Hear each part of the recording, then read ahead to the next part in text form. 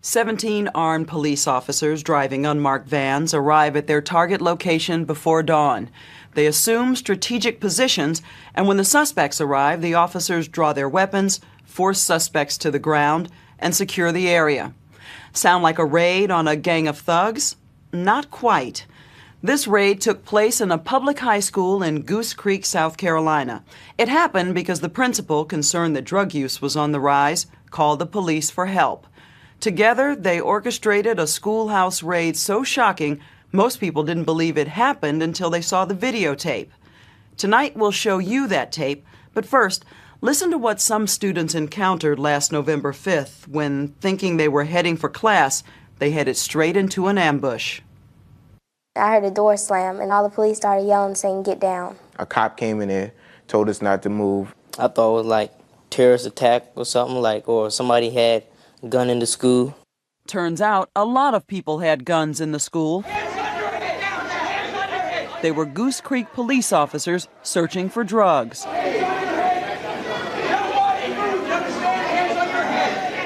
School surveillance cameras and a police photographer captured the raid from the very beginning. 6:45 a.m., a time when mostly kids who ride the bus had arrived at school. 17 police officers burst out of closets and offices, many charging the students with their guns drawn. Put your hands on your head. You understand? Do not move. Hands on your head. They sealed off the main hallway with the help of more than a dozen school staffers, including Principal George McCracken, seen here in the red shirt. You people stay still. We'll move the book back.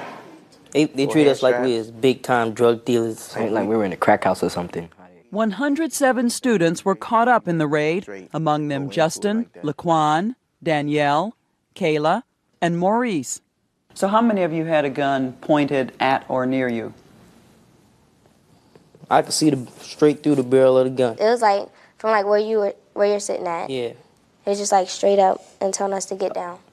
In the first chaotic moments of the raid, police threw some kids to the ground and restrained others in plastic handcuffs. My mommy sends me to school every day thinking that I'm safe and I'm getting a good education. The last thing going through her mind is my daughter sitting in the main hallway with a gun pointed at her. Stratford High School is in Goose Creek, a middle-class suburb of Charleston. It's considered one of the best high schools in South Carolina, a place where students do well on state tests. Parents move to Goose Creek so their kids can go to Stratford. But Principal McCracken feared it was becoming known for drugs. Think this is funny? I don't want to hear no talk. They'd had 15 drug arrests in the first 3 months of the school year, compared with 16 all of last year. So, acting on a tip from a student, McCracken called the police. Together, they monitored several days of videotape. Convinced they were seeing drugs being sold in the main hallway before school, they planned the raid. All right, the dog's coming through. Just stay still. Don't move. For 40 minutes, police led a drug-sniffing dog up and down the hallway, checking book bags. He was barking like crazy. He wasn't even responding to his commands. That dog is crazy. It's wild. It's not a small dog, neither. Yeah, if it was let loose, it would have did some damage. Yeah. As the search went on, many of Stratford's 2,700 other students started arriving for classes. With the main doors locked, they waited outside and watched. Stay calm, man. The raid ended at 7:20, just as the first bell rang. And what did police find? Nothing. All right, let's get your book back and report to class. Police say they did get 12, quote, hits, 12 places where the dog picked up the scent of narcotics. But despite all the planning and all the manpower, the raid was a total bust. No drugs, no weapons, not even a single cigarette. Ever since the shootings at Columbine, armed police have become a fixture in schools around the country, there to protect the students and to enforce the law. And it's not just in big cities. Suburbs are calling police in to deal with problems that used to be handled by teachers and parents. But even in this current climate, the Stratford raid broke new ground.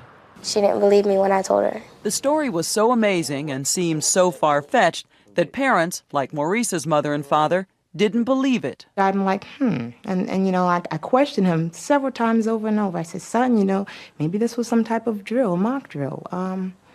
"Are you sure these things took place?" And he's like, "Mom, yes, it did." When the Harrises couldn't get answers from the school, they called the CBS affiliate in Charleston. WCSC reporter Heather Hamill went to Stratford, where Principal McCracken proudly showed her the videotape. We had a lockdown yesterday, locked down the main hallway. Some of the students just chose to lay down to be comfortable. And see, the rest of the school's going on about their business. George McCracken has had a distinguished career as Stratford's principal for 21 years, ever since the school opened. He's built a solid reputation as a first-class educator, one who runs a tight ship, regularly calling police to bring in dogs to sniff backpacks and lockers. 2 years ago, McCracken also installed a new surveillance system. It includes 76 security cameras, electronic eyes that report students' every move to this bank of monitors in the principal's office. The day after the raid, as he showed reporter Hamill the tape, McCracken said the operation was a bust because the guilty kids were tipped off. There's no question in my mind we know where those parties went and what direction. We just did not catch them with it at the time. In order to catch them, McCracken warned, he'd repeat the raid if necessary. And I'll utilize whatever forces that I deem necessary to keep this campus safe and clean. It's our top story. After the tape aired on WCSC that night, it sparked rallies both in favor of and against the principal. When I saw it on TV, I was shocked.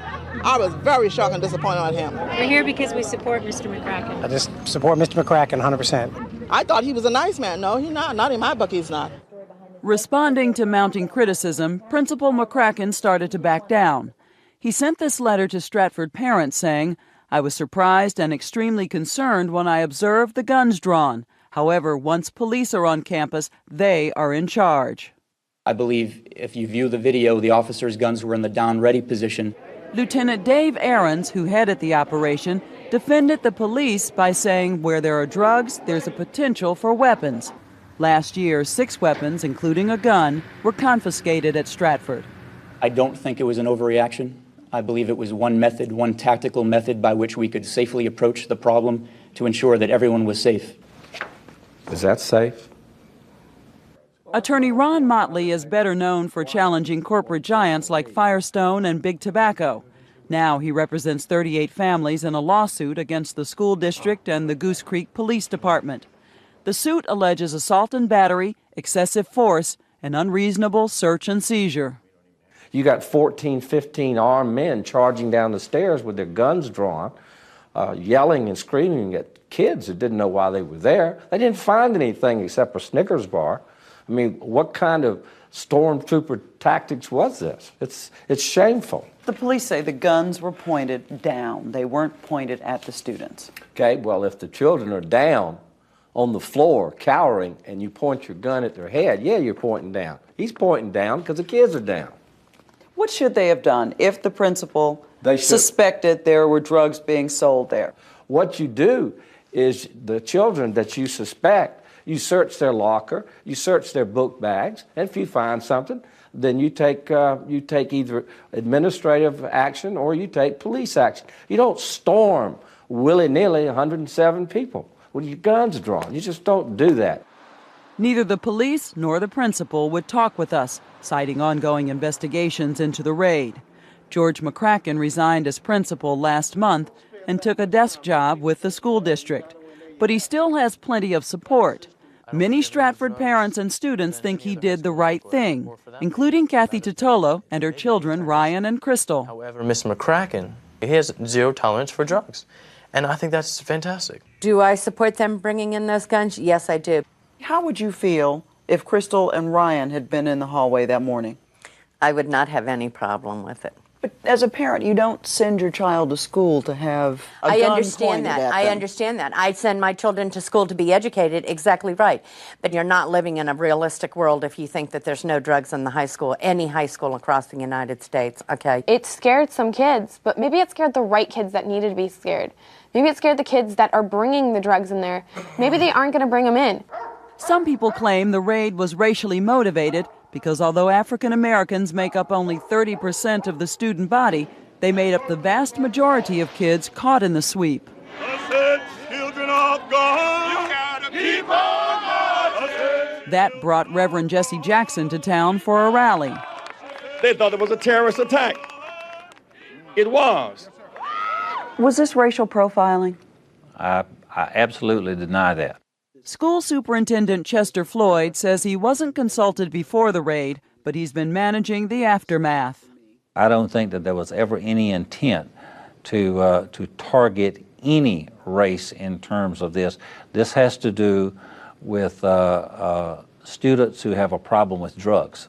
When is it appropriate to call in the police? We are required, if you know that some illegal activity take place, we are required by law, in fact, to notify the authorities. What was it that concerned you about this raid? Well, I call it a search, and it was just so unusual. It was more than a search. It wasn't bringing the dog in and sniffing lockers. No, they weren't sniffing lockers. They were sniffing bags, but having students that close to the book bags was unusual. I will say that I am absolutely convinced that the intentions of both the administration and the police department were pure. But afterward, Principal McCracken said, if we need to, we will do it again. He wasn't immediately sorry that it had happened this way. Well, I said that I'm sorry that it happened that way, and certainly if in fact we have one student who feels like that they were mistreated, then I want us to be sympathetic to that student's needs. Apparently, a lot of them do feel mistreated. Along with the Harrises, nearly 60 families have joined 2 class action lawsuits. The school district has asked the federal court to dismiss Ron Motley's suit, saying the raid was, quote, justified at inception and reasonable in scope. And the South Carolina Attorney General's office is investigating whether there was criminal conduct on the part of the school or the police. What if the police had come in without having their guns drawn and some kid had pulled a gun and started shooting? Don't the police have to prepare for the worst? I don't think they came into school expecting kids to have weapons and draw them at the police. I don't think they expected that. They were expecting to scare us. Did they succeed in scaring you? They did a good job.